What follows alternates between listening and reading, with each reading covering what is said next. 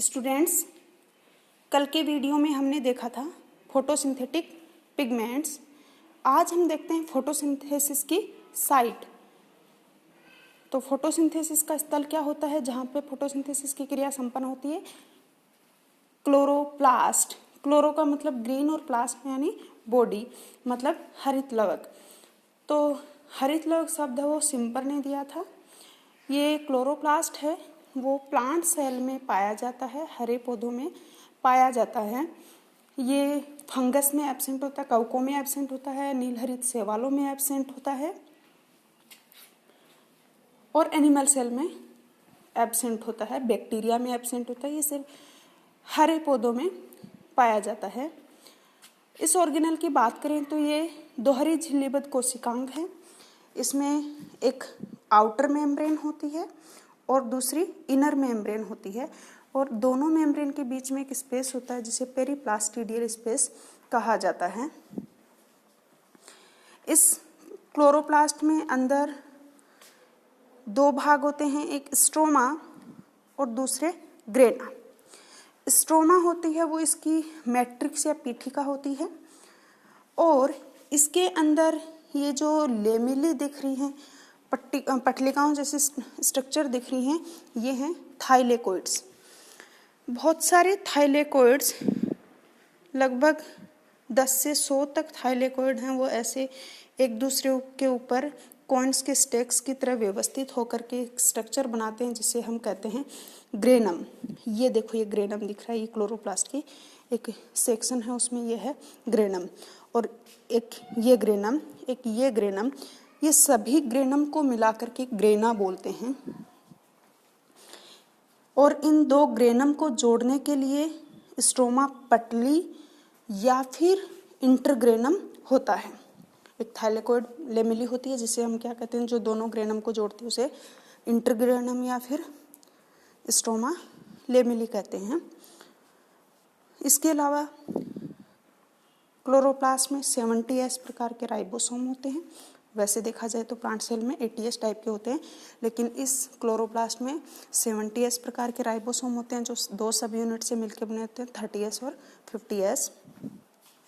इसके अलावा इसमें खुद का DNA होता है, RNA होता है और प्लास्टोग्लोबुलाई या ओस्मोरागी कणिकाएं होती हैं जिनमें लिपिड होता है, और ये थाइलेकोइड की मेम्ब्रेन बनाने में हेल्पफुल होती हैं।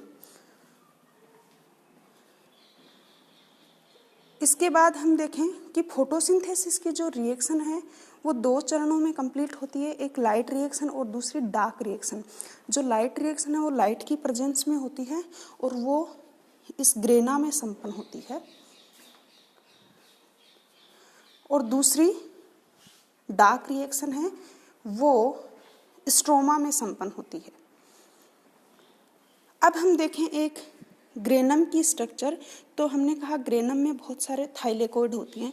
उन थाइलेकोइड्स में एक थाइलेकोइड में देखें तो ये थाइलेकोइड भी डबल मेम्ब्रेन होता है, दो मेम्ब्रेन होती हैं।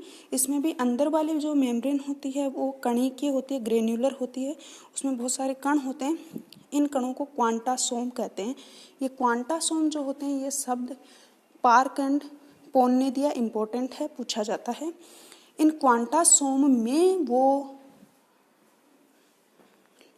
लाइट रिएक्शन संपन्न होती है, क्योंकि एक क्वांटासोम में 200 से 230 क्लोरोफिल मॉलिक्यूल्स पाए जाते हैं और लगभग 50 कैरोटिनॉइड्स मॉलिक्यूल होते हैं। तो इन क्वांटासोम में ये क्लोरोफिल के मॉलिक्यूल हैं वो लाइट लेकर के एब्जॉर्ब करके और उसको उस लाइट जो एनर्जी है उसको किस में चेंज करेंगे, ATP तथा रिड्यूसिंग पावर NADPH2 में चेंज कर देते हैं। तो ध्यान रखना, इम्पोर्टेंट है। प्रकाशिक अभिक्रिया कहाँ संपन्न हो रही है? ग्रेना में, और अप्रकाशिक अभिक्रिया स्ट्रोमा में। ये स्ट्रक्चर दिखा रखी है, किसकी है? ये थाइलेकोइड्स की, जिसमें ये ग्रेना है, एक ये यहाँ पे स्ट्रोमा है, ये लार्ज थाइलेकोइड है। अब इसका क्लोरोप्लास्ट का केमिकल कंपोजिशन देखें तो इसके शुष्क भाग में निम्नलिखित रासायनिक पदार्थ होते हैं, जैसे प्रोटीन होता है वो 40 to 56% होता है, क्लोरोफिल 3 to 10% होता है, कैरोटीनॉइड्स 1 to 2% होता है, फॉस्फोलिपिड 23 to 32% होता है, RNA 5%, DNA 1% और उसके साथ एंजाइम और अन्य को एंजाइम और आयरन, मैग्नीशियम, जिंक, कॉपर ये सब भी होते हैं। अब क्लोरोप्लास्ट के फंक्शंस देखें तो पहली बात तो क्लोरोप्लास्ट में फोटोसिंथेसिस की क्रिया संपन्न होती है, जिससे कार्बोहाइड्रेट का निर्माण होता है, शर्करा का शुगर बनती है। ये 2 चरणों में होती है, ये हमने देखा है।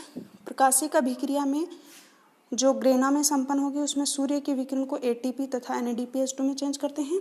अब ये ATP और NADPH2 है वो किस काम आएगी?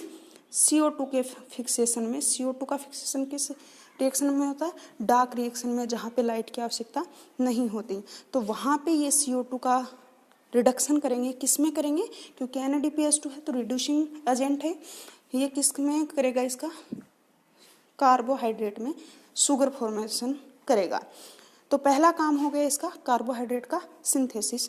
दूसरा है कि क्योंकि क्लोरोप्लास्ट में हमने कहा इसका खुद का DNA है, इसमें RNA होता है, 70 प्रकार के राइबोसोम होते हैं, तो ये सब मिल करके फोटोसिंथेसिस के लिए आवश्यक जो भी एंजाइम होते हैं और जो इलेक्ट्रॉन कैरियर्स होते हैं, इन सब का सिंथेसिस भी क्लोरोप्लास्ट स्वयं कर लेता है। ये लगभग क्लोरोप्लास्ट में 15 से 30 मॉलिक्यूल DNA के होते हैं और वो प्रत्येक मॉलिक्यूल है वो क्या कर लेता है? लगभग 15 प्रोटीन खुद ही कोड कर लेता है, आवश्यक प्रोटीन। लेकिन ये सारी की सारी प्रोटीन से कोड नहीं कर सकता, न्यूक्लियर DNA पे भी डिपेंडेंट रहता है। तो ये हमने आज इसकी क्लोरोप्लास्ट की स्ट्रक्चर देखी है। अगले वीडियो में हम देखेंगे लाइट फोटोसिंथेसिस की पूरी प्रोसेस, जिसमें पहले लाइट रिएक्शन देखेंगे और उसके बाद में डार्क रिएक्शन देखेंगे। Thank you.